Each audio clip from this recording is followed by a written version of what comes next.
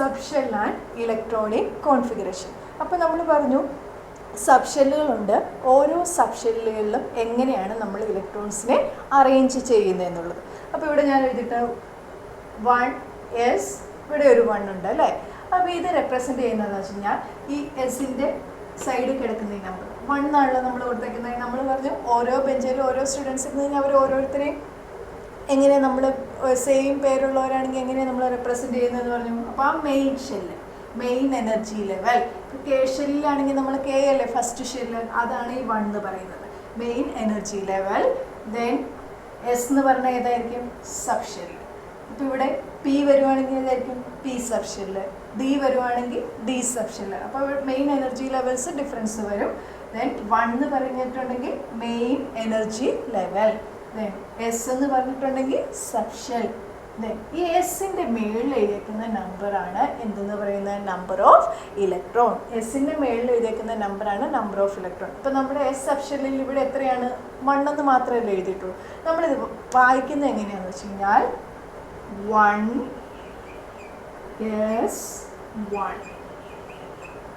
1s1 എന്നാണ് നമ്മളിതിനെ read ചെയ്യുന്നത്.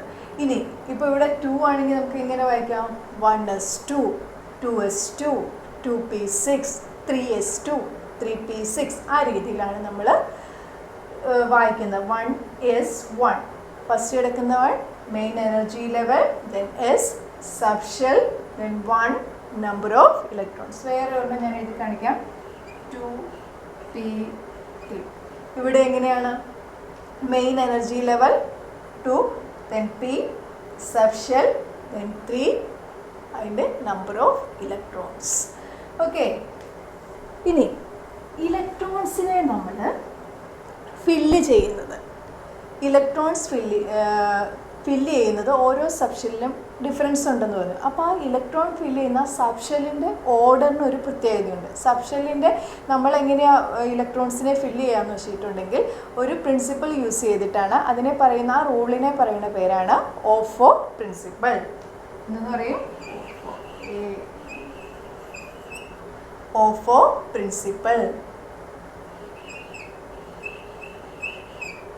ഓഫോ പ്രിൻസിപ്പിൾ അനുസരിച്ചിട്ടാണ് നമ്മൾ electron filling take place in the ascending order of energy of subshell. സബ്ഷെല്ലിൻ്റെ ആ എനർജി അസെൻഡിങ് ഓർഡർ അനുസരിച്ചിട്ടാണ് ഇലക്ട്രോൺസിനെ നമ്മൾ എന്ത് ചെയ്യുന്നത്? ഫില്ല് ചെയ്യുന്നത്.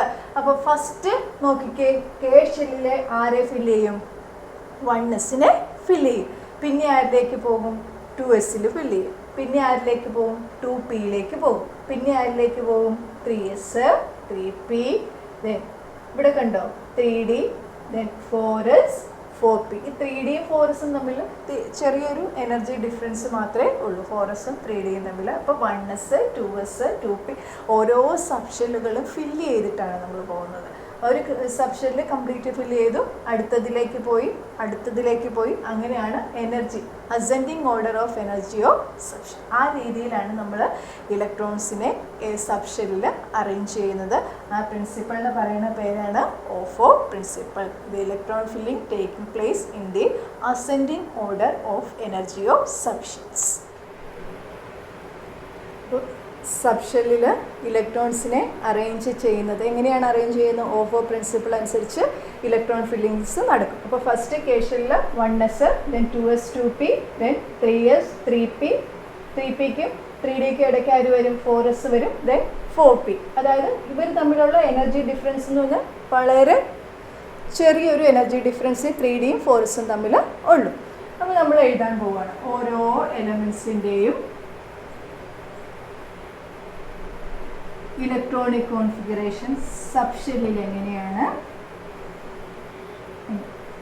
ഫസ്റ്റ് ഇലക്ട്രോണിക് കോൺഫിഗറേഷൻ ഷെൽസിൽ നമ്മൾ പഠിച്ചിട്ടുണ്ട് KLMN മെയിൻ ഷെല്ലുകളിൽ ഇലക്ട്രോൺസിനെ അറേഞ്ച് ചെയ്യാനായിട്ട്. അപ്പോൾ ഫസ്റ്റ് ലിഥിയം 3. അപ്പോൾ നമ്മൾ എങ്ങനെയാണ് അറേഞ്ച് ചെയ്യുന്നത്? 2, 1. Then carbon 6. Electronic configuration in shell 2, 4. Neon 10. How we can arrange this one? 2, 8.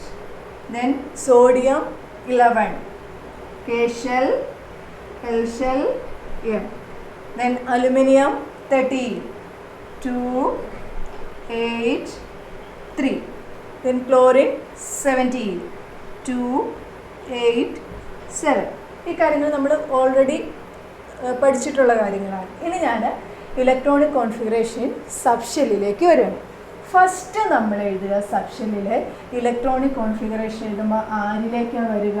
നമ്മുടെ 1s. അപ്പോൾ 1s, ഇവിടെ എത്ര ഇലക്ട്രോൺസ് ഉണ്ട്? 3 ഇലക്ട്രോൺസ് ഉണ്ട്.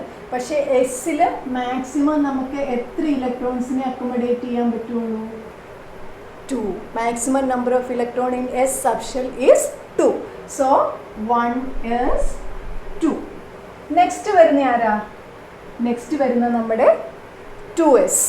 അപ്പോൾ 2sൽ എത്ര ഇലക്ട്രോണിനെ ഉൾപ്പെടുത്താം? നമുക്ക് 2 ഇലക്ട്രോണിനെ ഉൾപ്പെടുത്താം. പക്ഷെ ഇവിടെ എത്ര ആളും കൂടി ഇനി മിച്ചമുള്ളൂ? ഒരാളും കൂടിയേ മിച്ചമുള്ളൂ. അപ്പം ആരായി? 1s2, 2s1. മനസ്സിലായോ? അപ്പോൾ 2 എന്ന് പറയുന്നത് കെ ഷെല്ലാണ്, 1 എന്ന് പറയുന്നത് എൽ ഷെല്ലിലുമാണ്. അപ്പോൾ നോക്കിക്കേ, 1s2 എന്ന് പറഞ്ഞാൽ ഏത് സബ്ഷെൽ ഏതിലെയാണ്? കെ ഷെല്ലിൽ.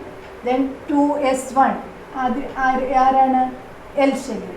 മനസ്സിലായോ? അപ്പോൾ first 1s2, maximum number of electrons accommodate in S subshell is 2, then P equal to 6 and D equal to 10 and F equal to 14. ഇത് എപ്പോഴും നമ്മുടെ ഓർമ്മ വേണം. Maximum number of electrons accommodate in each subshell is different. Then S subshell is 2, P is 6, D is 10 and F is 14.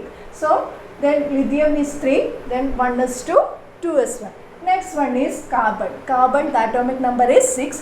Then first 1s2, then next one 2s2, 4i. ബാക്കി എത്ര പേരും കൂടി ഉണ്ട് കാർബണിൻ്റെ കൂടെ? 4 പോയി കഴിഞ്ഞ് കഴിഞ്ഞാൽ 2 ആളും കൂടി ഉണ്ട്. അപ്പം നമുക്ക് അടുത്ത സബ്ഷനിലേക്ക് കിടക്കാം. ആരാണ് എല്ലിൻ്റെ അടുത്ത സബ്ഷന്? പി. അപ്പം എത്രയായി? 2p2. ഓക്കെ. അപ്പം കെ ഷെല്ലുമായി എൽ ഷെല്ലും ആയി. എൽ ഷെല്ലിൽ 2 സബ് ഷെല്ലുകൾ വന്നു. ഏതൊക്കെ? എസും പിയും. ഇനി അപ്പോൾ ഒന്നുകൂടി പറയാം. 1s2, 2s2, 2p2. Next one neon 10. 2, 8 ആണല്ലോ, 10. അപ്പോൾ ഫസ്റ്റ് നമുക്ക് എങ്ങനെ എഴുതാം? 1s2, then next subshell 2s2, 4i. പിന്നെയോ 2pയിൽ നമുക്ക് എത്ര പേരെ ഇൻക്ലൂഡ് ചെയ്യിക്കാം? മാക്സിമം 6 മെമ്പേഴ്സിനെ. പക്ഷേ ഇവിടെ ബാക്കി എത്ര പേരുണ്ട്? കറക്റ്റ് എത്ര പേരും കൂടി ഉണ്ട്? 10 പേരായിരുന്നു, 4 പേര് പോയി. അപ്പോൾ എത്ര പേരെ ഉൾപ്പെടുത്താം? 2p6. ഇനി നമുക്ക് എന്ത് ചെയ്യാനേ പറ്റുള്ളൂ? 2p6 കഴിഞ്ഞ് കഴിഞ്ഞാൽ നെക്സ്റ്റ് സബ്ഷെല്ലിലേക്ക് പോകാൻ പറ്റുള്ളൂ. അപ്പോൾ ഇവിടെ ആരായി? K I, L I, M ആയി. 3 സബ്ഷെല്ല് മെയിൻ ഷെല്ലുകൾ വന്നില്ലേ? അപ്പം എമ്മിൽ കൂടി പോകുമ്പോൾ ആരൊക്കെയുണ്ട്? 3s ഉണ്ട്, 3p ഉണ്ട്, 3d ഉണ്ട്. 3 പേരുണ്ട് അല്ലേ? അപ്പം നമുക്ക് അടുത്തത് നോക്കാം. Sodium 11, then 1s2, 2s2, then 2p6, 3s, 2 plus 2 4, 4 plus 6 10, then 11, 3s1. ആരിലേക്ക് പോയി? നമ്മുടെ എം എന്ന് പറയുന്ന മെയിൻ ഷെല്ലിലേക്ക് പോയി. Next one aluminium 13. ഇവിടെ ഉണ്ട് ആരൊക്കെ? K L M. 3 ഷെല്ലുകളില്ലേ? അപ്പോൾ നമ്മൾ എഴുതുമ്പോൾ എങ്ങനെ എഴുതാം? 1s2, 2s2, 2p6, then 3s, 2 plus 2 4, 4 plus 6 10, then 3s2. പിന്നെ ആരാ വരുന്നത്? 3p1. അപ്പോൾ എം ഷെല്ലിൽ 3s ആയി, 3p ആയി. ഇനി ക്ലോറിൻ 17. അപ്പോൾ അതിനെയാണെങ്കിലോ 1s2, 2s2, 2p6, 3s2, 3p, 2 plus 2 4, 4 plus 6 10, 10 plus 2 12. ആരും കൂടി ഉണ്ട്? 5, 3p5. ഈ രീതിയിലാണ് നമ്മൾ ഇലക്ട്രോൺസിനെ അറേഞ്ച് ചെയ്യുന്നത്. അപ്പോൾ നോക്കിക്കേ, ലിഥിയം 3 എത്ര മെയിൻ ഷെല്ലുകളുണ്ട് അതിൻ്റെ അകത്ത്? ലിഥിയത്തിൻ്റെ അകത്ത് 2 മെയിൻ ഷെല്ലുകൾ, 2 1. ദെൻ ഇലക്ട്രോണിക് കോൺഫിഗറേഷൻ സബ്ഷൻ, ഇത് ജസ്റ്റ് ഇത് ഓർത്തിരിക്കാം, അല്ലെങ്കിൽ ഈ രീതിയിൽ ഓർത്തിരിക്കാം. ഇതിന് ഓർത്തിരിക്കുമ്പോൾ നമ്മൾ പറഞ്ഞാൽ 1s2 2s2 2p6 3s2 3p 3d 4s 4p 4d 4f 5s 5p 5d 5. ഇങ്ങനെ നമുക്കിപ്പോൾ ജസ്റ്റ് ഇത് കാണാതെ അറിയത്തില്ല എങ്കിൽ ഈ രീതിയിൽ എഴുതുക. 1s 2s 3s 4s 5s എഴുതുക. ദെൻ 2sൻ്റെ നേരെ ആര് വരും? 2p വരും. 2p 3p 4p 5p. ആ 2 മെത്തേഡ് നമുക്ക് യൂസ് ചെയ്യാം.